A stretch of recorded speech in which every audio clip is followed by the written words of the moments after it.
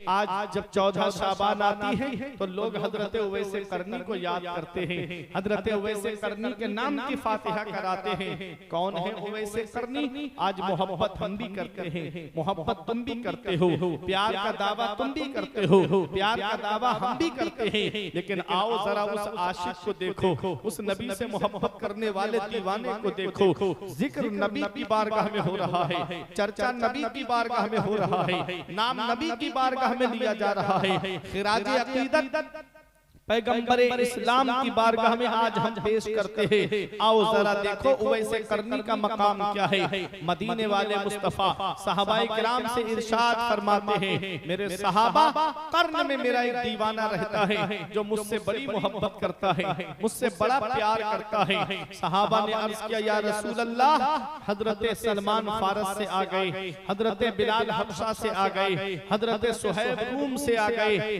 कर्न तो कोई दूर नहीं है, यमन तो कोई दूर नहीं है, वो आपके दीदार के लिए क्यों नहीं आए? आका फरमाते हैं, उनकी बूढ़ी माँ है जो अपनी माँ की खिदमत में लगे रहते हैं।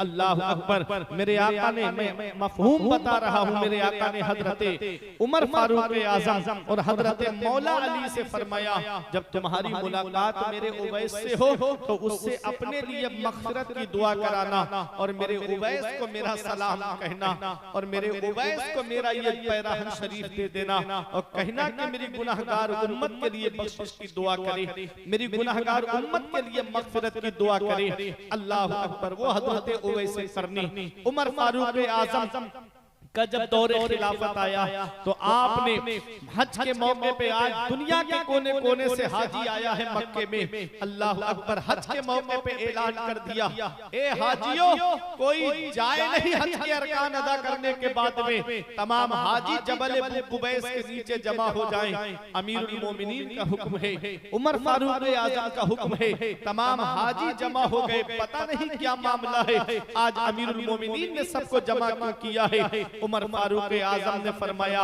तुम में से यमन से कितने हाजी आए हैं, सब बैठ जाएं।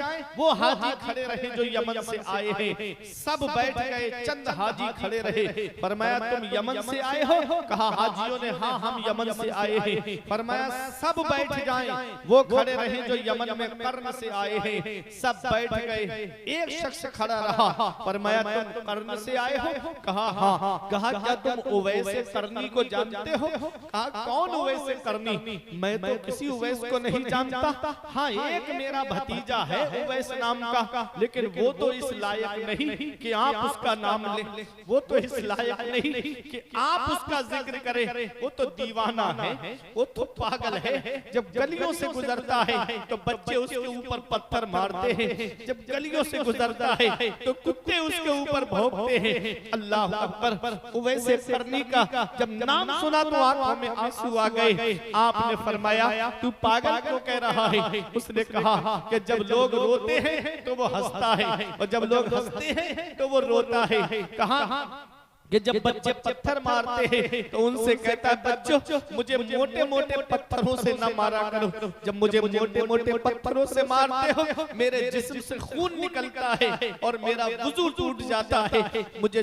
छोटे छोटे पत्थरों से मारा करो ताकि मेरे जिस्म को चोट तो लगे लेकिन मेरा वुजू न टूटे, मेरा वुजू सलामत रहे। उमर फारूक आज़म ने फरमाया, वो मिलेंगे। कहा यही हमारे साथ आया है, कहीं हमारी बकरियां चरा रहा होगा। देखो जाकर के तलाश किया गया तो आप एक जगह अल्लाह की इबादत कर रहे थे। अल्लाह अकबर। गए हजरत उमर फारूक आज़म और मौला अली शेर खुदा उवैस करनी ने नमाज से जब फारिग हुए तो दुआ सलाम हुआ। पैगंबर इस्लाम ने पहचान बताई थी कि उनके बाएं पहलू पर एक सफेद दाग का निशान होगा। मेरे आका हुजूर सल्लल्लाहु अलैहि वसल्लम ने अलामत बताई, निशान बताई, निशानी बताई वैसे करने की। जब उमर फारूक आज़म ने उनको देखा, चेहरा देख करके समझ गए कि ये अलामत हुजूर ने बयान फरमाई है। बाल देखे, फरमाया ये अलामत हुजूर ने बयान फरमाई है। कहा, क्या तुम अपना बायां पहलू दिखा सकते हो, बायां हाथ दिखा सकते हो? उन्होंने कहा, क्या करोगे? कहा, एक निशानी एक न बात रह गई है, जब उन्होंने दिखाया तो सफेद दाग की निशानी मौजूद थी। वैसे करनी तुमको नबी ने सलाम कहा है, पैगंबर इस्लाम ने सलाम कहा है। इतना सुनना था कि रोने लगे। कहा मेरे आका ने मुझको सलाम कहा है। कहा मेरे आका ने तुमको सलाम कहा है। वैसे करनी रोए और रो करके कहने लगे बताओ और कुछ मेरे आका ने फरमाया। कहा हाँ, आका ने फरमाया कि आका की गुनहगार उम्मत के लिए बख्शिश की दुआ करना। वैसे करनी रो करके आका की गुनहगार उम्मत के लिए बख्शिश की दुआ कर रहे हैं। अल्लाह अकबर। लोगों, आज हम लोग फिल्मों में मस्त हो गए, आज हम लोग गानों में मस्त हो गए। आज हमारे पास इतना वक्त नहीं कि 10 मिनट अपने नबी पे दुरूद पाक पढ़ ले। आज हमारे पास इतना वक्त नहीं, 10-15 लोगों का परिवार हमारे घर में, इतना टाइम नहीं हमारे पास कि हम पैगंबर इस्लाम पे सब लोग दुरूद पाक पढ़े, नबी का लाया हुआ कुरान घर में उसकी तिलावत करें। आज इतना वक्त नहीं हमारे पास में कि हम पैगंबर इस्लाम पर दुरूद और सलाम पढ़ लें। अल्लाह अकबर। पैगंबर इस्लाम जब इस दुनिया में तशरीफ लाए तो हम गुनाहगारों के लिए बख्शिश की दुआ करते हुए तशरीफ लाए। जब मेराज को तशरीफ ले जा रहे हैं तब भी हम गुनाहगारों को याद कर रहे हैं, और जब आका इस दुनिया जाहिरी से तशरीफ ले गए तब भी हम गुनाहगारों को याद कर रहे हैं। आला हजरत पुकार कर कहते हैं दुश्मने अहमद पर शिद्दत कीजिए, मुल्हिदों की क्या मुरव्वत कीजिए, गैज़ में जल जाए बेदीनों के दिल, या रसूल अल्लाह की कसरत कीजिए, जो ना भूला आज तक हम गरीबों को रजा, याद उसकी अपनी आदत कीजिए। कितनी मोहब्बत है आका को हम गुनाहगारों से, कितना प्यार है आका को हम गुनाहगारों से। अल्लाह अकबर। और आज हमारा हाल, आका ने फरमाया जुइलत कुर्रतु ऐनी फिस सलाह, मेरी आंखों की ठंडक नमाज में है। कितना हम अपने आका की आंखों को ठंडक पहुंचा रहे हैं, कितना हम अपने आका की आंखों को ठंडक पहुंचा रहे हैं। इन आंखों से आज मोबाइल पे गंदी तस्वीरें देख के आंखें गंदी हो गई। अल्लाह अकबर। मेरा इमाम कहता है कल तो दीदार का दिन है, और यहाँ वहां तो नबी का दीदार करना है, वहां तो सहाबा का दीदार करना है, वहां तो गौसे आजम का दीदार करना है, वहां तो गरीब नवाज का दीदार करना है, वहां तो गाजी दूल्हा का दीदार करना है, वहां तो इमाम इश्क मोहब्बत का दीदार करना है। अल्लाह अकबर। कल तो दीदार का दिन है और यहाँ आंख बेकार है, क्या होना है। हाय बिगड़ी तो कहाँ आकर नाओ, ऐन मझधार है क्या होना है। दूर जाना है रहा दिल थोड़ा, मत में क्या मार है क्या होना है। आज हम अपने रसूल को भूलते जा रहे हैं, आज हम अपने खुदा को भूलते जा रहे हैं। अल्लाह अकबर। रसूल के फरमान हमको याद नहीं, अल्लाह के फरमान हमको याद नहीं, बस दुनिया में लगे हुए हैं, दुनिया में लगे हैं। दौलत कमा ले, पैसा कमा ले, जितना ऐश करना है दुनिया के ऊपर कर ले। अल्लाह अकबर। मेरे अजीजों, उस कब्र की सख्तियों को याद करो, उस कब्र की काली कोठरी को याद करो, उस कब्र के अंदर कीड़े मकोड़ों को याद करो। कभी दौलत पे घमंड आने लगे, कभी पैसों पे नाज होने लगे, तो एक चक्कर मनशापुरवा वालों कब्रिस्तान का लगा लिया करो। वहां तुमसे ज्यादा दौलत वाले लेते हैं, वहां तुमसे ज्यादा पैसे वाले लेते हैं, वहां तुमसे ज्यादा हसीनो जमीन लेते हैं, वहां तुमसे ज्यादा सरमाए वाले लेते हैं। वो जिनकी नाक पे कभी मक्खी नहीं बैठती थी, आज उनके जिस्म को मिट्टी ने गला सड़ा के एक तरफ कर दिया। घमंड किस बात पे, तकब्बुर किस बात पे। अल्लाह को राजी करो, उसके रसूल को राजी करो। अभी आज हमारे इलाके की एक ऐसी खबर आई जिसको सुनकर के मेरी आंखों में, पढ़ करके, देख करके मेरी आंखों में भी आंसू आ गए। आज एक जवान लड़का सिर्फ रील बनाने के चक्कर में, इंस्टाग्राम पे सिर्फ रील अपलोड करने के चक्कर में पत्थर के ऊपर खड़े होकर के रील बना रहा था। पैर फिसला, नीचे गिरा और वो पत्थर उसके ऊपर गिरे। भारी पत्थर थे, 3 पत्थर थे, उसके ऊपर गिरे और वही नीचे दब करके मर गया। अल्लाह अकबर। बताओ, गानों की रीलें बना के दुनिया से जा रहा है, गानों की रीलें, क्या हाल होगा कब्र के अंदर। मेरे अजीजों, जरा मुझे बताओ, अगर यही गाने सुन के सो गए, सुन गए और आंख कब्र के अंदर जाकर खुली, तो कौन है जो तुम्हारे काम आएगा। और रात भर मोबाइल की स्क्रीन पे जागने वालों, और रात भर फिल्में देखने वालों, फिल्म देख के सो गए और आंख कब्र के अंदर जाकर खुली, तो कौन है जो तुम्हारे काम आएगा। अल्लाह को याद करके सो, कलमा शरीफ पढ़ करके सो, कुरान की तिलावत करके सो, अपने नबी को याद करके सो, दुरूद पाक पढ़ के सो, गुनाहों से तौबा करके सो। मेरे अजीजों, जो सूरह मुल्क पढ़ करके सोता है, अगर उसी रात में उसे मौत आ जाए तो अल्लाह ताला उसको शहादत का सवाब अता फरमाता है। ये कुरान पढ़ के सोया करो, कलमा शरीफ पढ़ करके सोया करो।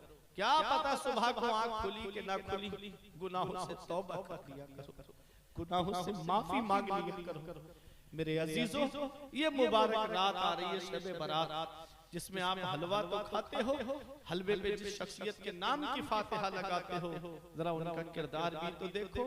रो रो के हमारे लिए गुनाहों, हम लोगों के लिए, हम गुनाहगारों के लिए बख्शिश की दुआ कर रहे हो, वैसे करनी। मकाम देखे, शान देखे उनकी, कि उनको जन्नत के दरवाजे पे रोक दिया जाएगा, वैसे करनी को रोक दिया जाएगा। कहेंगे मुझे क्यों रोक दिया गया?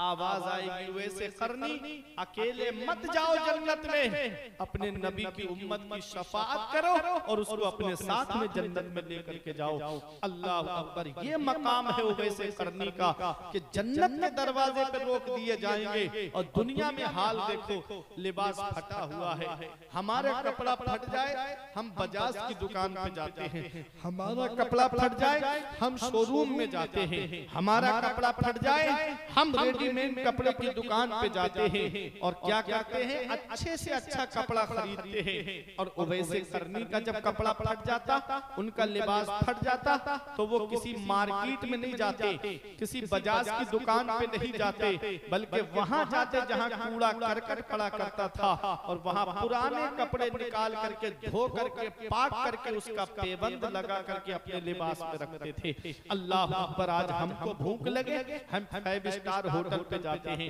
हमको भूख लगे हम अच्छे से अच्छे होटल पे जाकर के खाना तनावुल करते हैं। और वैसे करनी की जरा शान देखो, जब उनको भूख लगती थी तो वो तालाब की तरफ आते थे, लोग सब्जियां बेचने वाले सब्जी धोते थे तालाब में, तो कुछ पत्ते रह जाते थे, उन पत्तों को खा करके गुजारा करते थे। वैसे करनी खजूर की गुठली पे नमक लगा के चूस करके गुजारा करते थे। वैसे करनी, और मकाम जन्नत के दरवाजे पर रोक दिए जाएंगे, शान जन्नत के दरवाजे पर रोक दिए जाएंगे। और दुनिया में आप देखें, ये दुनिया की जीनत क्या है? ये थोड़ी सी देर का लहब लहब है, थोड़ी सी देर खेल कूद का सामान है। कुल मताउद दुनिया कलील, दुनिया का सामान थोड़ा है, आखिरत के लिए नेकियां जमा करो। मेरे अजीजों, आखिरत के लिए नेकियां जमा करो। पता नहीं मरने के बाद औलाद ने कुरान खानी कराई कि नहीं कराई, पता नहीं मरने के बाद औलाद ने ईसाले सवाब किया कि नहीं किया। ये तो हमारे सद्दाम साहब हैं कि जो अपने वालिदैन के लिए ईसाले सवाब कर रहे हैं, उनके लिए हर सालाना जो है फातिहा का इहतिमाम करते हैं, उनके लिए ईसाले सवाब की महफिल को सजाते हैं। पता नहीं कि हर किसी का बेटा ऐसा होगा, कोई कहीं जाकर के रह रहा है, कोई कहीं जाकर के रह रहा है, कोई अपने बिजनेस में मस्त है, कोई कारोबार में मस्त है। मेरे अजीजों, किसको टाइम है? माँ बाप जिंदा होते हैं तब तो उनका हाल पूछा नहीं जाता, माँ बाप हयात होते हैं तो उनकी खैरियत पूछी नहीं जाती। तो जो औलाद आज जिंदा पे माँ बाप की खैरियत नहीं पूछ रही है, वो मरने के बाद क्या तुम्हारी कब्र पे जाकर के कुरान पढ़ेगी? वो मरने के बाद क्या तुम्हारी कब्र पे जाकर के ईसाले सवाब करेगी? इसीलिए इल्मी साहब फरमाते हैं, पढ़ के तू कुरान को अब जमा कर ले कुछ सवाब, कब्र पर फिर कौन आए फातिहा के वास्ते। काम वो कर ले प्यारे जिसके 22 कब्र में बागे रिजवा से खुले खिड़की हवा के वास्ते, काम दोज़ख के किए जन्नत का है उम्मीदवार, कसरे जन्नत तो बना है पारसा के वास्ते, कसरे जन्नत तो बना है पारसा के वास्ते। मुत्तकी बनो, परहेजगार बनो। हमारे बुजुर्गों ने दुनिया की जीनत की तरफ नहीं देखा, अल्लाह को राजी किया, उसके रसूल को राजी किया। लोग क्या कह रहे हैं नहीं देखा, लोग क्या बोल रहे हैं नहीं देखा, बस अल्लाह का फरमान देखा, उसके रसूल का फरमान देखा। अल्लाह को राजी करो, उसके रसूल को राजी करो। दुनिया तो वैसे भी सबसे राजी नहीं है। आका ने 1500 साल पहले फरमाया था, इज़न नास अज़हरुल इल्मा व ज़य्युल अमल व तहब्बु बिल अलसिन व तबागदु बिल कुलूब व तकातउ बिल अरहाम। आका फरमाते कुछ ऐसे लोग होंगे इल्म होगा उनके पास लेकिन अमल नहीं होगा। आका फरमाते हैं जुबान से मोहब्बत करेंगे और दिलों में बुग़्ज़ भरे हुए होंगे। जुबान से मोहब्बत करेंगे, दिलों में बुग़्ज़ भरे हुए होंगे और रिश्तेदारियां तोड़ेंगे, रिश्तेदारियां खत्म करेंगे। आज ऐसे लोग पाए जाते हैं, कोई किसी की दौलत से जल रहा है, कोई किसी की तरक्की से जल रहा है, कोई किसी के मनसब से जल रहा है। मेरे आका ने फरमाया था ऐसे लोगों के ऊपर अल्लाह की लानत है, उसके रसूल की लानत है, उसके फरिश्तों की लानत है और अल्लाह ऐसे लोगों को बहिरा करके उठाएगा, अल्लाह ऐसे लोगों को अंधा करके क़यामत में उठाएगा। अब बताओ मेरे अज़ीज़ों, मैं आपसे पूछना चाहता हूँ, ये मेरी आखिरी बात है, तकरीर खत्म करने जा रहा हूँ अपनी। आज हम दुनिया के अंदर रह रहे हैं, तो क्या आज हम आपस में एक दूसरे से मोहब्बत कर रहे हैं? क्या आज हमारे अंदर खुलूस है? क्या आज हम काम खुलूस व लिल्लाहियत के साथ कर रहे हैं? हम जो भी काम करते हैं इल्ला माशाअल्लाह दिखावा हमारे कामों में ज्यादा होता है, खुलूस कम होता है। आज रिश्तेदारियों में भी दिखावा हो रहा है, आज आपस में मोहब्बत करने में भी दिखावा चल रहा है। मेरे अजीजों, ये शबे बारात आ रही है, ऐसी मुबारक रात है। इस रात में अल्लाह तबारक व तआला आसमाने दुनिया पर खास तजल्ली फरमाता है। परवरदिगारे आलम का दरिया रहमत जोश में होता है। अल्लाह रब्बुल इज्जत अपने बंदों से फरमाता है कोई मुसीबत ज़दा मैं उसको मुसीबत से निजात अता फरमाऊं, है कोई बीमार मैं उसको बीमारी से शिफा अता फरमाऊं, है कोई मुझसे मांगने वाला, है कोई मुझसे मांगने वाला।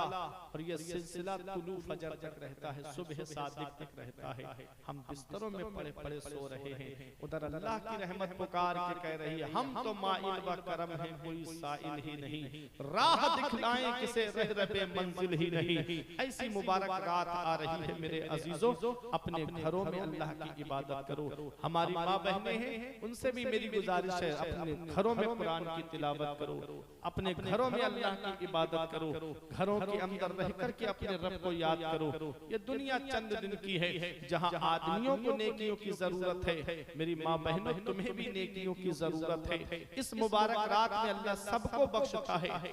बनी कल्ब की बकरियों के बालों से ज्यादा लोगों की बख्शिश फरमाता है इस रात में। और बनी कल्ब कबीला जानते हो, जब वो कबीला बकरियां लेकर के निकलता था तो तारीख में लिखा है कि जहां तक नजर जाती थी उस कबीले की बकरियां ही बकरियां नजर आती थी। अल्लाह अकबर, कितनी बकरियां होंगी और एक बकरी के ऊपर कितने बाल होंगे, कोई इंसान गिन के बता सकता है? वो अपने सर के बाल गिन के नहीं बता सकता। तो जरा सोचो बकरियों के बदन पे कितने बाल होंगे और अल्लाह कितने लोगों की बख्शिश फरमाता होगा, कितने लोगों की मगफरत फरमाता होगा इस मुबारक रात में।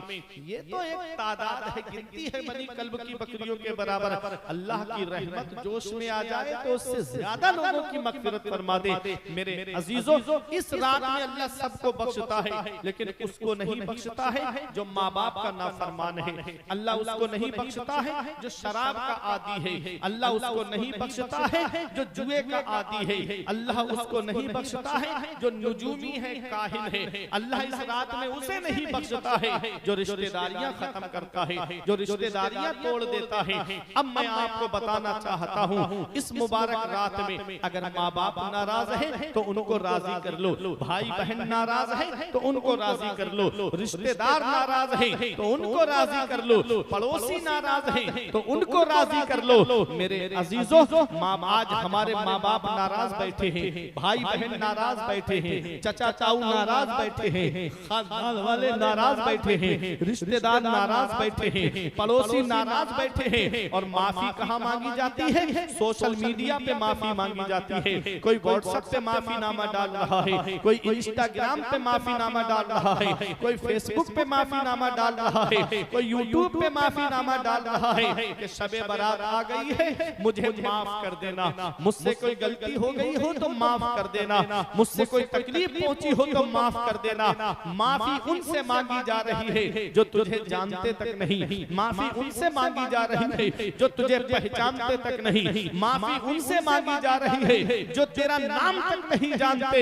इधर बाप नाराज बैठा है, भाई नाराज बैठा है, चचा ताऊ नाराज बैठे हैं, भतीजे नाराज बैठे हैं, बहन बहनोई नाराज बैठे हैं, मामू नाना नाराज बैठे हैं। माफी उनसे मांगी जाती है जो पहचानते तक नहीं, जो पहचानते हैं उनसे नाराजगी किए बैठा है, उनसे रिश्ते खत्म किए बैठा है। माफी मांगनी है तो अपने भाई से मांगो, माफी मांगनी है तो अपनी बहनों से मांगो, माफी मांगनी है तो चचा ताऊओं से माफी मांगो, माफी मांगनी है तो अपने रिश्तेदारों से मांगो। मेरे अजीजों, इस मुबारक रात में अल्लाह उनको नहीं बख्शता है जो माँ बाप के नाफरमान हैं। हमारे उलमा फरमाते हैं माँ बाप के पैर पकड़ के भी राजी करना पड़े तब भी उनको राजी कर लेना। माँ बाप अल्लाह की बहुत बड़ी नेमत है। जिस दिन इनकी चारपाई घर से उठ गई उस दिन एहसास होता है आज कितना बड़ा साया मेरे घर से चला गया।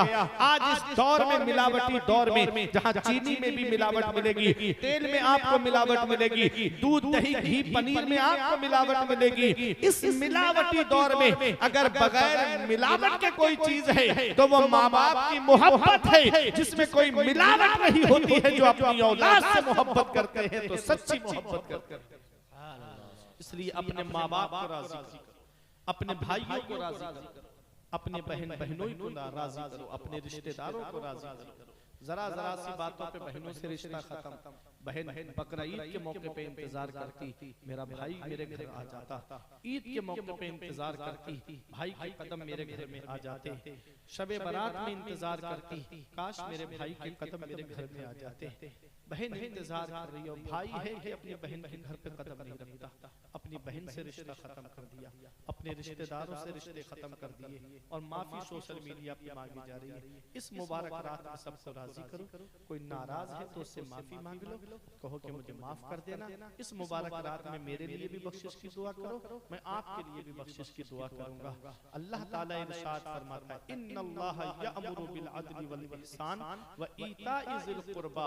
बेशक अल्लाह ताला तुम्हें हुक्म देता है इंसाफ करने का, भलाई करने का और रिश्तेदारों के साथ में अच्छा सलूक करने का, रिश्तेदारों का हक अदा करने का, अहले क़राबत का हक अदा करने का। और 3 कामों से तुम्हें रोकता है, बेहयाई से रोकता है, बुरी बातों से रोकता है और जुल्म करने से रोकता है। ये नसीहत है अगर तुम मानो।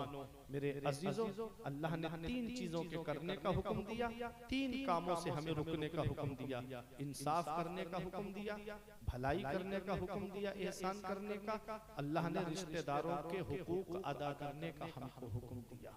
हमें इंसाफ करना है, हमें भलाई करनी है, हमें रिश्तेदारों के जो हुकूक हैं उन हुकूक को अदा करना है।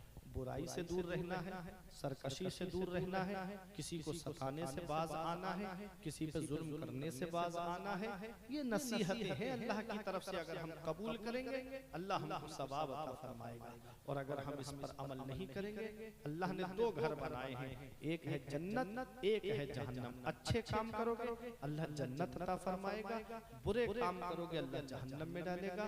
5 वक्त की नमाज पढ़ो, अल्लाह की इबादत करो। शबे बारात आ रही है, अपने घरों में खुशी का माहौल रखो।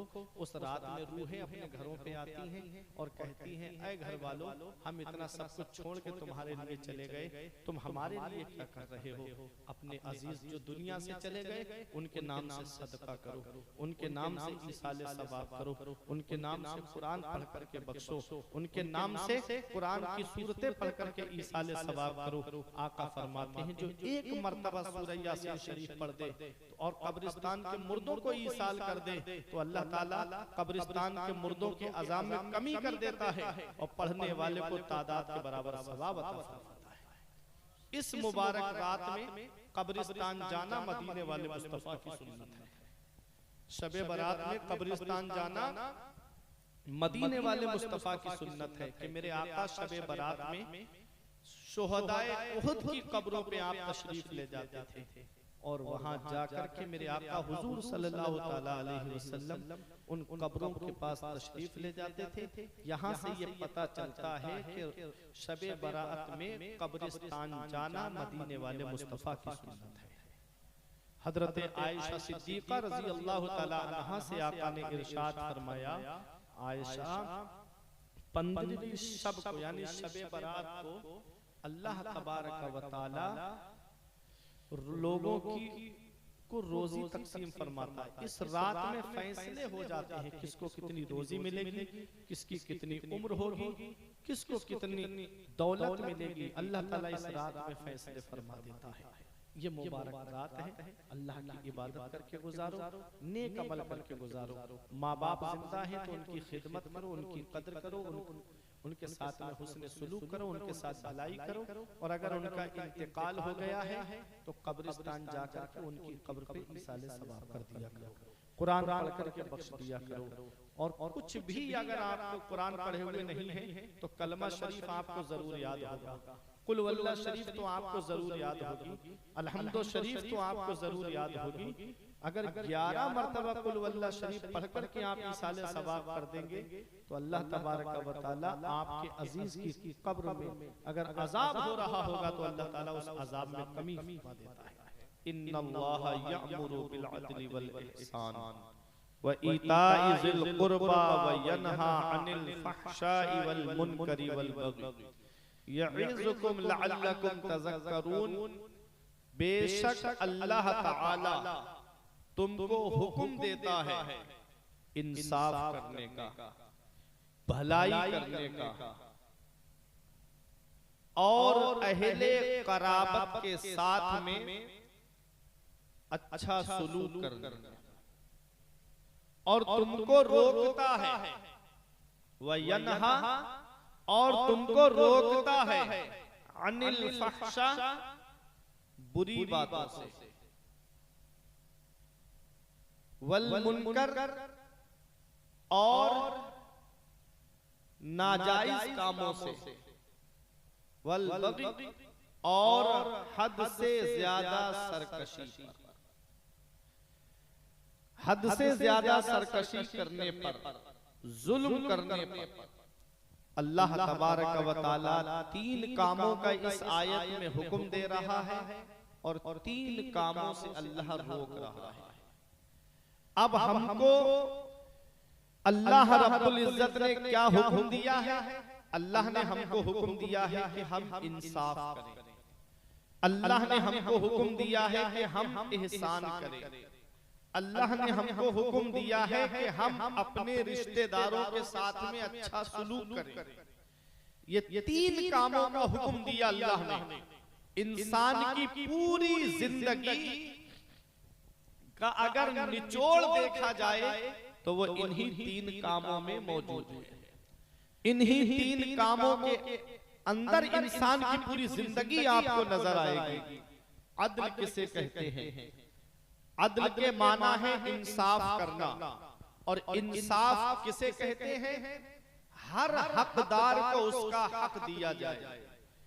जो हक का मुस्तहिक है उसका हक उसको दे दिया जाए। आका फरमाते हैं ऊतू कुल्ला ज़ी हक़्क़िन हक़्क़ा, हर हक वाले को उसका हक दो। जो हक वाला है, जो हकदार है, उसका हक उसको दो। हुकूकुल्लाह के बाद में सब हुकूकुल इबाद में सबसे पहले जिसका हक है तो वो माँ बाप है। माँ बाप हुकूकुल इबाद में सबसे पहला हक जिसका है वो माँ बाप है। माँ बाप अल्लाह की बहुत बड़ी नेमत, माँ बाप अल्लाह की अजीम नेमत।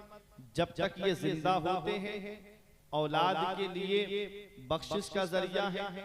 मेरे आका हुजूर सल्लल्लाहु ताला अलैहि वसल्लम रमजान शरीफ के महीने में जब मस्जिद नबवी में तशरीफ लाए, मिंबर शरीफ की पहली सीढ़ी पर कदम रखा, आपने आमीन कहा। दूसरी सीढ़ी पर कदम रखा, आमीन कहा। तीसरी सीढ़ी पर कदम रखा, आमीन कहा। सहाबा ने अर्ज किया, या रसूल अल्लाह, दुआ करने वाला तो कोई नजर नहीं आया। या रसूल अल्लाह, आपने आमीन फरमाया, इसमें कौन सी ऐसी हिकमत है? तो आका इरशाद फरमाते हैं, जब मैंने मिंबर की पहली सीढ़ी पर कदम रखा, जिब्राइल अलैहिस्सलाम दुआ कर रहे थे कि वो शख्स जलीलो ख्वार हो जाए, वो शख्स रुसवा हो जाए, कि जिसके सामने मेरा नाम लिया जाए और वो मुझ पर दुरूद पाक ना पढ़े। हुजूर सल्लल्लाहु ताला अलैहि वसल्लम का नाम जब भी सुनो मोहम्मद तो कहो सल्लल्लाहु ताला अलैहि वसल्लम। तो मेरे आका हुजूर सल्लल्लाहु अलैहि वसल्लम ने इरशाद फरमाया, मैंने आमीन कहा।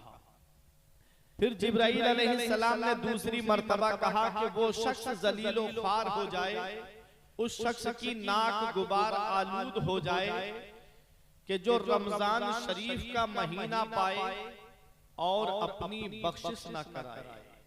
ये रमजान शरीफ का महीना बख्शिश का महीना है।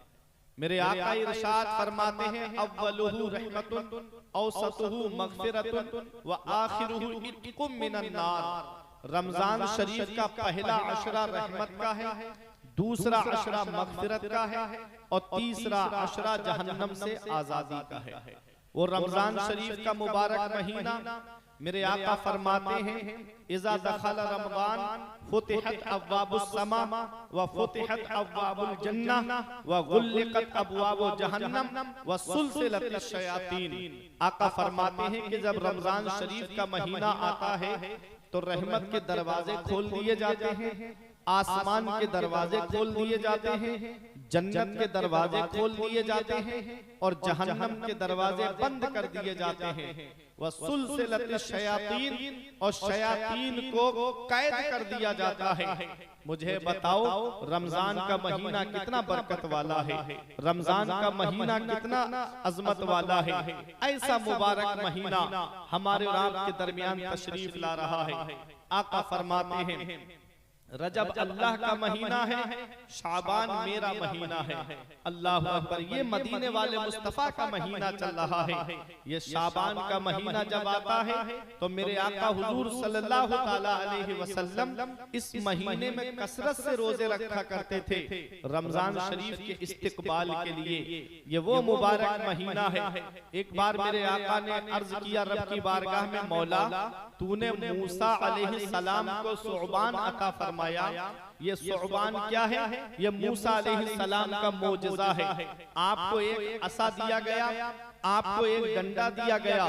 जब आप दुश्मन से मुकाबले के लिए जाते तो वो डंडा जमीन पे डालते अजदहा बन जाता, सांप बन जाता। और जब आप जंगल में बकरियां लेकर के जाते तो आप उस असे से पत्ते तोड़ दिया करते थे। जब आपको आराम करना होता तो वो असा आपका तकिया बन जाता। जब आपको भूख लगती उसे जमीन पे गाड़ते, उस पर फल आ जाते, आप उन फलों को तनाबुल फरमा लेते। ये मूसा अलैहिस्सलाम का मोजज़ा है। मेरे अजीजों, मेरे आका ने अर्ज किया, मेरे परवरदिगार तूने मूसा अलैहिस्सलाम को सुअबान अता फरमाया है। तो रब की बारगाह से जवाब मिला, महबूब मैंने मूसा अलैहिस्सलाम को सुअबान अता फरमाया है और मैंने तुमको शाबान अता फरमाया है।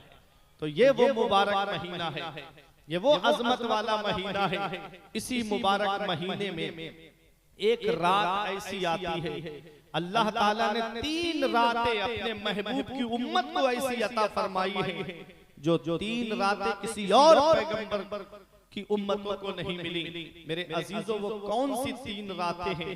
एक है शबे मिअराज, एक है शबे बरात और एक है शबे कद्र। शबे मिअराज निकल गई 26 रजब को और शबे बरात आ रही है 3 फरवरी को मेरे अजीजों। और एक है शबे कद्र जो रमजान शरीफ के आखिरी अशरे की ताक रातों में आका ने फरमाया उसे तलाश करो। हमारे बुजुर्गों ने 27वीं शब बताई है। हदीस पाक तो ये मेरे आका इरशाद फरमाते हैं कि शबे कद्र को रमजान शरीफ के आखिरी अशरे की ताक रातों में तलाश करो। 20 के बाद 21 में भी हो सकती है, 23 में भी हो सकती है, 25 में भी हो सकती है, 27 में भी हो सकती है और 29 में भी हो सकती है। ज्यादा राजिह कौल 27वीं शब का है कि 27वीं शब को शबे कद्र होती है। मेरे अजीजों, अब आओ जरा तवज्जो के साथ सुनिएगा। ऐसी मुबारक रातें हमको अल्लाह ने अता फरमाई, लेकिन उन मुबारक रातों में भी हमने बिस्तरों पे सो कर के उन रातों को गुजार दिया। ऐसी मुबारक रातें हमारे नौजवान कोई शबे बारात में मोटरसाइकिल लेके इधर से उधर घूमता नजर आता है। कोई इस बस्ती गया, कोई उस बस्ती गया, दो दो तीन तीन चार चार लोग एक एक मोटरसाइकिल पे सवार होकर के पूरी रात ऐसे ही घूम के गुजार देते हैं। इस रात में अल्लाह की इबादत करना चाहिए थी, इस रात में कुरान की तिलावत करना चाहिए थी, इस रात में ज्यादा से ज्यादा हमको सदका करना चाहिए था।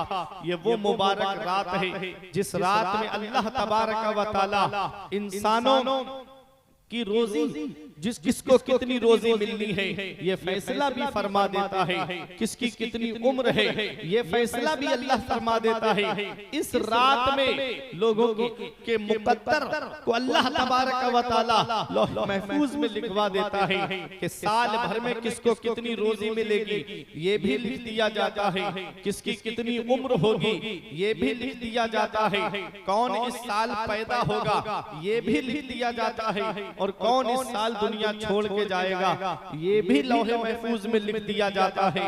सरकार गौसे आजम फरमाते हैं इंसान मकान बना रहा होता है, इंसान बिल्डिंग बना रहा होता है और उसका नाम मरहूमीन में लिखा हुआ होता है। मेरे अजीजों, मौत का कोई भरोसा नहीं, मौत का कोई पता नहीं, मौत कब आ जाए, किस जगह आ जाए, किस हाल में आ जाए। क्यों ना हम अपने रब को राजी करें, क्यों ना हम अपने रसूल को राजी करें। ये दुनिया तो वैसे भी एक दूसरे से खुश नहीं है, अल्लाह को राजी करो, उसके रसूल को राजी करो। ऐसी मुबारक रात आ रही है, इस रात को बिस्तरों पे सो के मत गुजारना, इस रात को चौराहों पे खड़े हो के मत गुजारना, इस रात को इधर उधर गाड़ियां दौड़ा करके मत गुजारना। इस मुबारक रात में अल्लाह की इबादत करो, इस मुबारक रात में अपने नबी पे दुरूद पाक पढ़ो, इस मुबारक रात में कुरान की तिलावत करो। ऐसी रातें किस्मत वालों को मिलती हैं, पता नहीं अगली साल किस किस को नसीब हो ये मुबारक रात। इसलिए मेरे अजीजों, हमारे बुजुर्गों ने कहा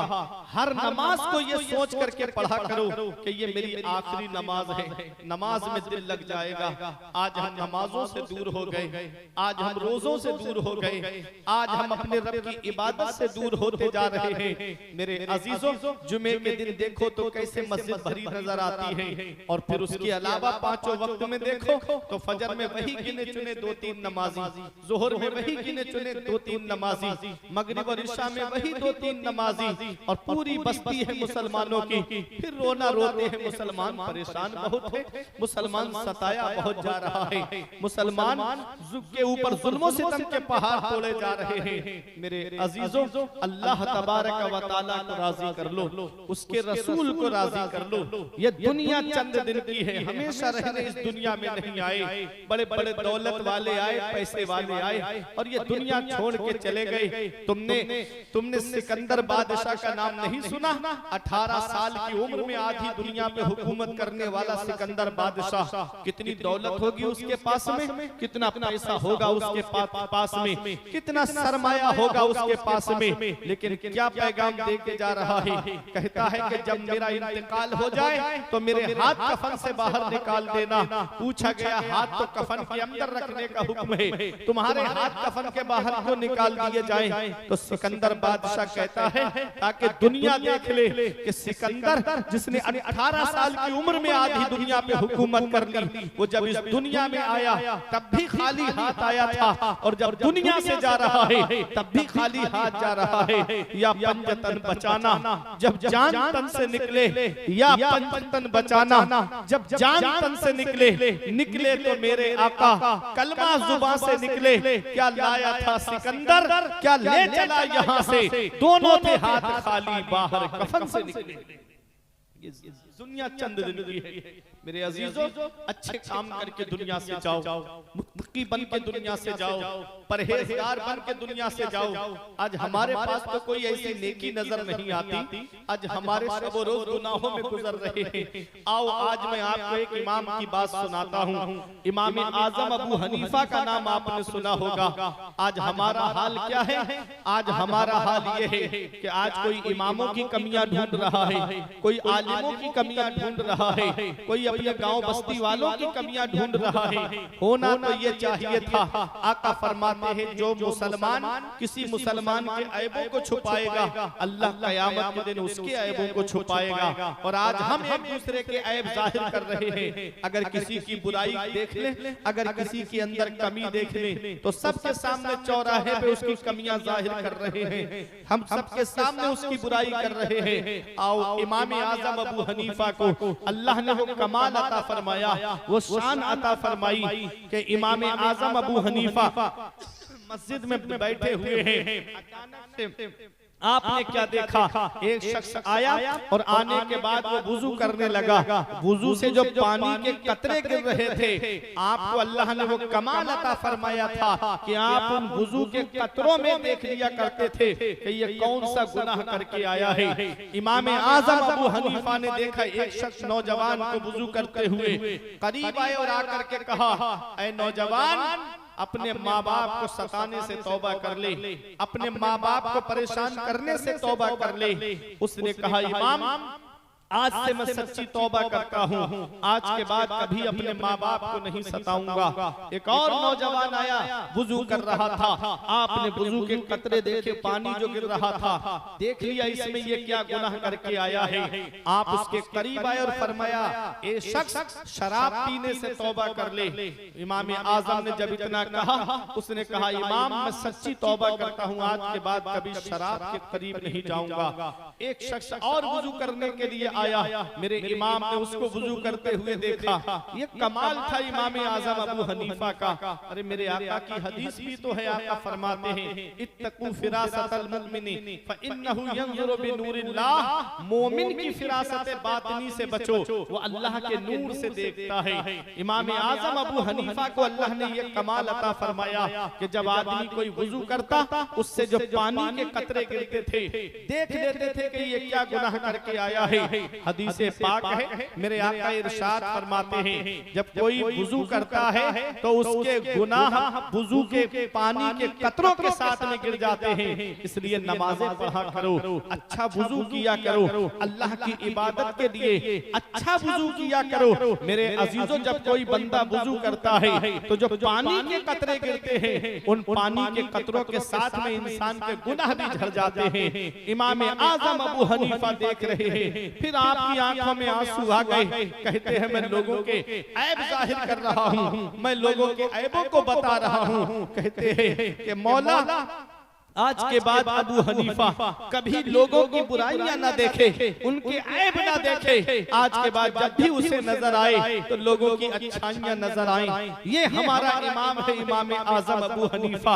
अल्लाह अकबर। आज हम कहते हैं, मौलाना साहब, हम झूठ नहीं बोलेंगे तो तिजारत कैसे चलेगी, हम झूठ नहीं बोलेंगे तो दुकान कैसे चलेगी, हम झूठ नहीं बोलेंगे तो कारोबार आगे कैसे बढ़ेगा, हम झूठ नहीं बोलेंगे तो मटेरियल कैसे बेचेंगे। इमाम आज़म जो अपने वक्त के इमाम आज़म हैं, दुनिया उनको इमाम आज़म मान रही है। पैगंबर इस्लाम से 70 साल के बाद में इमाम आज़म अबू हनीफा पैदा हुए, 80 हिजरी में पैदा हुए। मेरे आका ने और पेशीन गोइयां फरमाई, उन्हीं पेशीन गोइयों में एक ये भी फरमाई, आका ने फरमाया, इल्म अगर सुरैया पे भी होगा तो फारस का शख्स इल्म को सुरैया से भी ले आएगा। अल्लाह अकबर। वो कौन है? वो इमाम आज़म अबू हनीफा हैं। फरमाया कि अगर इल्म सुरैया में भी छुपा हुआ होगा तो फारस का रहने वाला इल्म को सुरैया से भी ले आएगा। अल्लाह अकबर। ये इमाम आज़म अबू हनीफा हैं, जिस इमाम की हम पैरवी करते हैं, मसाइल शरइया में जिस इमाम की हम पैरवी करते हैं, उस इमाम का नाम इमाम आज़म है। हम हनफी जो कहलाते हैं, इमाम आज़म अबू हनीफा की तरफ निस्बत करके हम हनफी कहलाते हैं। आप देखिए, जहां अपने वक्त के इमाम हैं, जहां आप अपने वक्त के बहुत बड़े आबिद हैं, जहां आप अपने वक्त के बहुत बड़े जाहिद हैं, वही अपने वक्त के बड़े ताजिर भी हैं। आप कपड़े की तिजारत करते थे, आप कपड़े का कारोबार करते थे। इमाम आज़म अबू हनीफा एक दिन एक अपने खादिम से कहते हैं, देख इस कपड़े के अंदर ये ऐब है, जब भी कपड़ा बेचना तो ये ऐब बता करके बेचना। अल्लाह अकबर। ये इमाम आजम अबू हनीफा हैं। कपड़े का काम है, कपड़ा फटा हुआ होगा या कोई और ऐब रहा होगा, फरमाया इस कपड़े को और कपड़ों की कीमत में मत बेचना, बल्कि इसको कम करके बेचना और ग्राहक को ऐब बता देना। उसकी मर्जी है, चाहे वो खरीदे चाहे वो ना खरीदे। जब इतना कहा इमाम आजम ने, आप नमाज पढ़ने के लिए मस्जिद में तशरीफ ले गए। ये इमाम आजम अबू हनीफा है, नफल तो पढ़ते ही थे, रातों में 5 वक्त की नमाज अदा फरमाते, वो भी जमाअत के साथ में नमाज अदा फरमाते थे। इमाम आजम नमाज पढ़ के वापस आए, खादिम ने वो कपड़ा बेच दिया। आपने फरमाया वो कपड़े का क्या हुआ जो मैंने बताया था? कहा हजरत वो मैंने बेच दिया, मुझे याद नहीं रहा, मैंने उसको पूरी कीमत में बेच दिया। इतना सुनना था इमाम आजम अबू हनीफा का। आपने फरमाया जा पहले उसे तलाश कर जिसे तूने वो कपड़ा बेचा है। आज हमारा हाल क्या है? आज हम किसी को भी चूना लगा देते हैं, किसी को भी टोपी पहना देते हैं, कहते हैं कि मैंने अच्छी कीमत में बेच दिया, मैंने ये सामान अच्छे पैसों में बेच दिया। वो इमाम आजम अबू हनीफा हैं, फरमाते जा पहले उसको तलाश कर जिसे तूने वो कपड़ा बेचा है। वो कपड़ा सही नहीं था, उसे तूने मुकम्मल कीमत में क्यों बेचा और कपड़ों की कीमत के बराबर क्यों बेचा? गुलाम ढूंढने के लिए गया, लेकिन वो आपको मिला नहीं। इमाम आजम अबू हनीफा ने फरमाया कितना कपड़ा बेचा, सारे पैसे बता। उसने कहा हजरत इतना सामान मैंने बेच दिया, इतने कपड़े मैंने बेच दिए। फरमाया ये पैसे ले जाके सदका कर दे। वो कपड़े के पैसे भी सदका करा दिए आपने, और जो सही कपड़ों के पैसे थे वो भी अल्लाह की राह में सदका करा दिए। कहा ये पैसे अबू हनीफा अपने पास में नहीं रखेगा। उसके बाद में मस्जिद के अंदर आए, नमाजियों के सामने इतना रोए इमाम आजम, दाढ़ी भीग गई, आंसू जमीन पे गिरने लगे। उसके बाद कहते हैं लोगों मेरी कोई गलती नहीं, मेरे नौकर ने वो कपड़ा बेच दिया था। कयामत के दिन अल्लाह ने मुझसे पूछा नोमान बिन साबित तेरे खादिम ने, तेरे नौकर ने वो कपड़ा जो सही नहीं था उसे सही कीमत में बेचा है, तो मैं अल्लाह को क्या जवाब दूंगा? लोगों मेरी तरफ से गवाही दे देना, मेरी तरफ से गवाही दे देना कि अबू हनीफा की कोई गलती नहीं है, उसके नौकर ने ये कपड़ा बेच दिया था। ये उनका तकवा है, ये उनकी परहेजगारी है, ये उनका खौफे खुदा है। आज हमारे दिल से खुदा का खौफ निकल गया, आज हमारे दिल से मरने का डर निकल गया, आज हमारे दिल से खुदा का खौफ निकल गया। कोई भाई की जमीन पे कब्जा कर लेता, एक आंसू उसकी आंख से नहीं निकलता। कोई भाई बहनों का हक मार लेता, एक आंसू उसकी आंख से नहीं निकलता। कोई पड़ोसियों का हक मार लेता है, एक आंसू उसकी आंख से नहीं निकलता। कोई रिश्तेदारों का हक मार लेता है, एक आंसू उसकी आंख से नहीं निकलता। लोगों अल्लाह की पकड़ से डरो, इन्ना बत्श रब्बिका लशदीद, तेरे रब की पकड़ बहुत सख्त है। जब अल्लाह पकड़ता है तो फिर कोई छुड़ाने वाला नहीं मिलता। उस रब की पकड़ से डरो। वो अल्लाह है जिसने फिरौन को दरिया कुलसुम में डुबो के मार दिया। वो अल्लाह है जिसने नमरूद को नमरूद को 2 छोटे-छोटे बच्चों से मरवा दिया, नमरूद को लंगड़े मच्छर से मरवा दिया। वो अल्लाह है जिसने अबू जहल को 2 छोटे-छोटे बच्चों से मरवा दिया।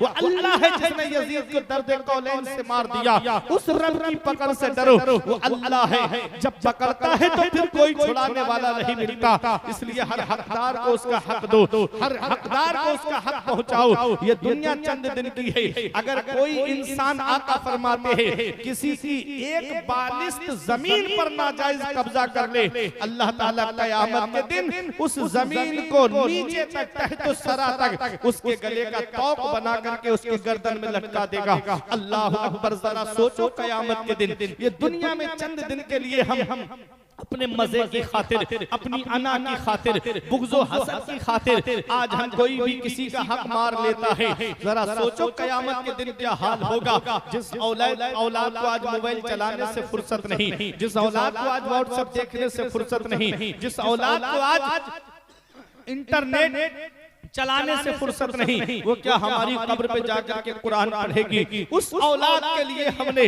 आज पड़ोसियों का हक मार दिया, अजीजो अकारिब का हक मार लिया, रिश्तेदारों का हक मार लिया।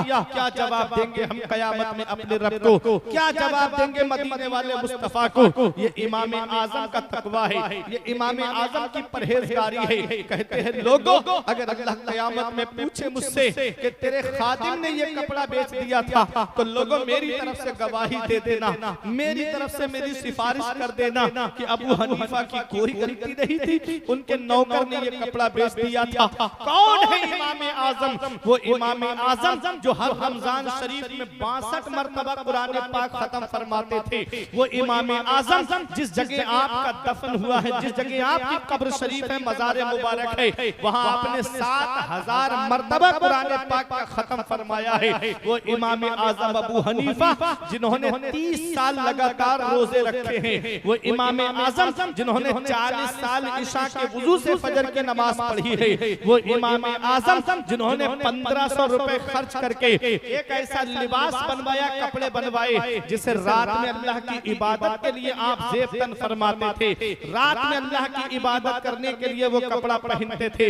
आज हमारा हाल ये है कि हम मस्जिद में जाएंगे तो फटे हुए कपड़े पहनकर, मस्जिद में जाएंगे तो पुराने कपड़े पहनकर, मस्जिद में जाएंगे तो बोसीदा कपड़े पहनकर, मस्जिद में जाएंगे तो परागंदा कपड़े लेकर के, और किसी की शादी में जाएंगे तो अच्छा कपड़ा, किसी के यहाँ वलीमे में जाएंगे तो उम्दा कपड़ा, किसी के यहाँ बर्थडे पार्टी में जाएंगे तो अच्छे से अच्छा कपड़ा निकाल के पहन करके जाते हैं। अल्लाह कुरान में फरमाता है, या बनी आदम खुजू ज़ीनतकुम इंदा कुल्ले मस्जिद, ऐ औलादे आदम, हर नमाज के लिए अच्छा लिबास पहनो, हर नमाज के लिए जीनत पकड़ो, अच्छे कपड़े नमाज के लिए पहनो, उम्दा कपड़े नमाज के लिए पहनो, अच्छे कपड़े अल्लाह की इबादत के लिए ज़ेबतन करो। मेरे अजीजों, हमें जीनत करनी है तो अल्लाह की इबादत के लिए करनी है, नमाज पढ़ने के लिए अच्छा लिबास पहनो। मेरे अजीजों, इमाम आजम अबू हनीफा ने 1500 दिरहम का एक लिबास बनवाया, जिसे आप नमाज पढ़ने के लिए इस्तेमाल फरमाते थे। रात में जब अल्लाह की इबादत करते तब उस लिबास को ज़ेबतन फरमाते थे।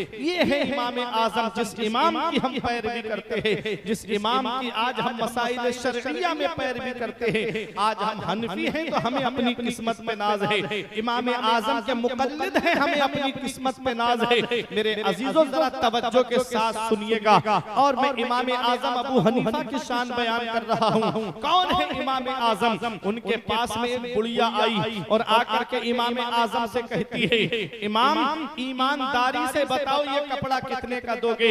क्या लफ्ज बोला? ईमानदारी से बताओ ये कपड़ा कितने का दोगे? मेरे इमाम ने कहा, माई 4 दिरहम में ये कपड़ा दे दूंगा। पूरा थान था कपड़े का। माई कहने लगी, मुझसे मजाक मत करो। फरमाया, मैं मजाक नहीं करता। कहा, फिर ये इतना कपड़ा 4 दिरहम में कैसे मिल सकता है? कहा, माई तूने ईमानदारी की बात की है तो सुन, मैंने 2 थान खरीदे थे 20 दिरहम में, 10-10 दिरहम का एक थान हुआ। मैंने एक थान 16 दिरहम में बेच दिया है। 10 दिरहम का हुआ 6 दिरहम मुनाफे के साथ में मैंने एक कपड़े का थान बेच दिया है। अब ये थान रह गया है, 4 दिरहम दे दे और ये थान लेकर चली जा। इमाम आजम अबू हनीफा फरमाते हैं, नोमान बिन साबित 4 दिरहम के लिए अपने ईमान को नहीं बेचेगा।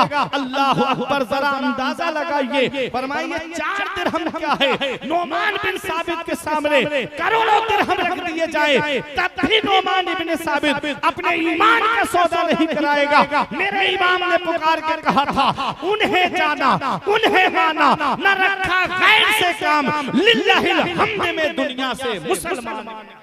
नारे तकबीर, नारे रिसालत, मसलके आला हज़रत वल अहले सुन्नत, नारे तकबीर, सुभान अल्लाह, माशाअल्लाह। इमाम आजम अबू हनीफा, उनका तकवा देखिए, उनकी परहेजगारी देखिए। इमाम आजम अबू हनीफा का एक पड़ोसी था और वो शराबी था, और जब शराब पी के आता तो रोजाना गालियां बकता, रोजाना गालियां बकता। इमाम आजम अबू हनीफा उसको सुनते थे। एक दिन आवाज नहीं आई उसकी, तो दिन में इमाम आजम अबू हनीफा ने पूछा, वो जो रात में जो गालियां बकता था वो कहाँ चला गया? कहा हुजूर उसे तो पुलिस पकड़ के ले गई। इमाम आजम अबू हनीफा को जब पता चला कि मेरा पड़ोसी और उसे पुलिस पकड़ के ले गई, तो आप उसकी जमानत के लिए पहुंच गए। अल्लाह, शराबी है और आप उसकी जमानत के लिए पहुंच गए। और जैसे ही पहुंचे तो सिपाही ने देख के कहा, हजरत आप यहाँ कैसे? कहा मेरे पड़ोसी को पकड़ के ले गए। पड़ोसी, हर हकदार को उसका हक दो। पड़ोसी अगर गैर मुस्लिम भी है, मुसलमान नहीं गैर मुस्लिम है, तो हमारा इस्लाम कहता है कि अगर वो भूखा है तो उसको खाना खिलाओ। हमारा इस्लाम कहता है अगर वो भूखा है तो उसे खाना खिलाओ।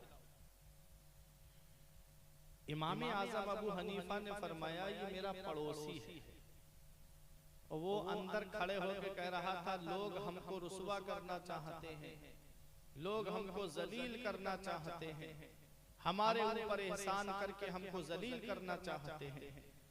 इमाम आजम अबू हनीफा से सिपाही ने कहा, देखा ये आपके लिए क्या कह रहा है?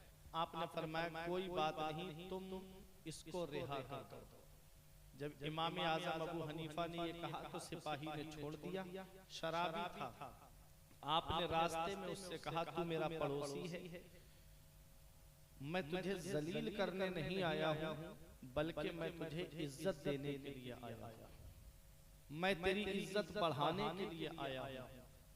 उसको जब शर्मिंदगी हुई, नदामत हुई, तो इमाम आजम अबू हनीफा के कदमों पे गिर गया और कहने लगा, हजरत मुझे माफ कर दो, आज के बाद कभी शराब को हाथ नहीं लगाऊंगा, आज के बाद कभी गुनाहों के करीब नहीं जाऊंगा। ये हमारा इमाम है। हमारे इमाम आजम अबू हनीफा ने देखो इस्लाम की कैसे खिदमत की है, देखो लोगों को कैसे राहे रास्ते पे लाए हैं। इमाम आजम अबू हनीफा का एक पड़ोसी मकान बेच के जा रहा था और उसने कहा कि मकान की कीमत 10,000 दिरहम है। कितनी? 10,000 दिरहम। तो लोगों ने कहा इतना महंगा तो मकान नहीं है जो तूने इतनी कीमत मांगी है। तो कहा 5,000 दिरहम मेरे मकान की कीमत है और 5,000 दिरहम इस चीज के लूंगा कि वो मकान इमाम आजम अबू हनीफा के पड़ोस में है। जब इतना उसने कहा, कीमत भी तय हो गई, मकान सुबह को पैसे देना थे, मकान खाली करना था। जब हमारे इमाम को पता चला, इमाम आजम अबू हनीफा को, तो आपने उसे बुलाया और फरमाया क्यों मकान बेचना चाहता है? उसने कहा हजरत बहुत कर्जा है मेरे ऊपर, हजरत मैं बहुत मकरूज हूँ। आपने फरमाया कितना कर्जा है? उसने अपना कर्जा बताया। इमाम आजम अबू हनीफा ने 10,000 दिरहम उसको अपने पास से दे दिए और फरमाया वापस भी मत करना, लेकिन मकान बेच के मत जा, मेरा पड़ोस छोड़ करके मत जा। लोगों अच्छा पड़ोसी किस्मत से मिलता है। मेरे आका ने फरमाया इल्तमिसुल जारा क़ब्ल दार, घर बनाने से पहले पड़ोसी देख लो। अगर अच्छा पड़ोसी मिल जाता है तो इंसान को ये भी खुशकिस्मती की एक अलामत है कि उसको एक अच्छा पड़ोसी मिल जाए, वरना ऐसे ऐसे जालिम पड़ोसी मिल जाते हैं कि कभी कोई किसी भी मामले में फंसा देता है, कभी कोई किसी मामले में उसे उलझा देता है। इमाम आजम अबू हनीफा ने अपने पास से वो पैसे दे दिए और फरमाया कि मकान बेच करके मत जा। कितनी खिदमत की है हमारे इमाम आजम अबू हनीफा ने। अल्लाह अकबर। इमाम आजम अबू हनीफा ने एक दिन आप रास्ता चल रहे थे, गली से गुजर रहे थे, एक आदमी ने देखा, एकदम देख करके भागने लगा। इमाम आजम अबू हनीफा ने फरमाया ये मुझे देख के भागा क्यों, इसे बुलाओ। जब उसे बुलाया गया तो वो इमाम आजम अबू हनीफा का मकरूज निकला। उसने कर्जा लिया था इमाम आजम से और वो दे नहीं पाया, वक्त ज्यादा हो गया। इमाम आजम अबू हनीफा ने फरमाया तुम क्यों मुझे देख करके भागे? उसने कहा हजरत मैं आपका मकरूज हूँ, मेरे ऊपर आपका कर्जा आ रहा है और मेरे पास पैसे है नहीं, इसलिए मैं भागा कि कहीं आप मुझे जलील न करो, कहीं आप मुझे शर्मिंदा ना करो। मेरे इमाम की आंखों में आंसू आ गए। फरमाया लोग मुझे देख के भागते हैं, आपने फरमाया जा, मैंने अपना कर्ज माफ कर दिया, तुझे कोई कोई कर्जा देने की जरूरत नहीं है। अल्लाह अकबर, ये हमारा इमाम है, इमाम आजम अबू हनीफा। और सूद, अल्लाह अकबर, वो बुरी चीज है। पैगंबर इस्लाम ने फरमाया, जिसने सूद का एक ढेला खाया उसने अपनी माँ के साथ 36 बार ज़िना किया, माज़अल्लाह। उससे भी ज्यादा बदतर चीज है ये सूद। मेरे अजीजों, इमाम आज़म अबू हनीफा कर्ज देते थे, लेकिन किसी से भी पैसा बढ़ा के नहीं लिया करते थे। ये उनका तकवा, ये उनकी परहेजगारी थी। एक दिन एक किसी की जनाजे की नमाज में आप शामिल हुए और जनाजा दफीना होने में टाइम लगा, देर हुई, धूप बहुत ज्यादा थी, शिद्दत की गर्मी पड़ रही थी। लोग साए तलाश करते फिर रहे थे, लोग सायों में तक चले गए, कोई पेड़ के नीचे है, कोई मकान के साए में है। इमाम आजम अबू हनीफा धूप में खड़े हुए हैं, अल्लाह अकबर, धूप में खड़े हुए हैं। इमाम आजम अबू हनीफा से किसी ने कहा, हजरत ये मकान है, इसके साए में आप खड़े हो जाइए, धूप बहुत तेज है। लेकिन मेरे इमाम नहीं गए। फिर आया वो शख्स, कहा, हजरत क्यों अपनी जान पर जुल्म कर रहे हैं, इतनी तेज गर्मी पड़ रही है, धूप पड़ रही है, आप मकान की साए में चले जाइए। इमाम आजम अबू हनीफा ने फरमाया, ये मकान का मालिक मेरा मकरूज है, इसने मुझसे कर्जा लिया है। अगर मैं इसके मकान के साए में चला गया तो कहीं ऐसा ना हो कि लोग ये समझे कि इमाम उसके मकान के साए में इसलिए खड़े हुए थे क्योंकि वो उनका मकरूज था, उसने उनसे कर्जा लिया था, इसलिए मैं इसके मकान के साए से भी फायदा नहीं लूंगा। ये है हमारा इमाम आजम उमर फारूक आजम अबू हनीफा ने उबई बिन काब को कर्जा दिया, और जब उन्होंने कोई तोहफा लेकर के आए उमर फारूक आजम के पास में, कहा कि ये तोहफा ले लीजिए। उमर फारूक आजम ने फरमाया, मैं ये तोहफा कबूल नहीं करूंगा। कहा क्यों? कहा कि तुम मेरे मकरूज हो, कहीं ये शायबा ना हो जाए कि इमाम के उमर फारूक आजम ने जो कर्ज दिया है उसके बदले में ये तोहफा लिया है, कहीं सूद से मुशाबहत ना हो जाए, इसलिए मुझे ये तोहफा नहीं चाहिए। अल्लाह अकबर, ये हमारे बुजुर्ग हैं जो शायबे से भी बचा करते हैं, जो मुश्तबह चीजों से भी बचा करते हैं। इसीलिए आज दुनिया इनको याद कर रही है, इसीलिए दुनिया इनका खुतबा पढ़ रही है, इसीलिए दुनिया इनकी बारगाह में खिराज अकीदत पेश कर रही है। मेरे अजीजों, इसी शाबान के महीने में इमाम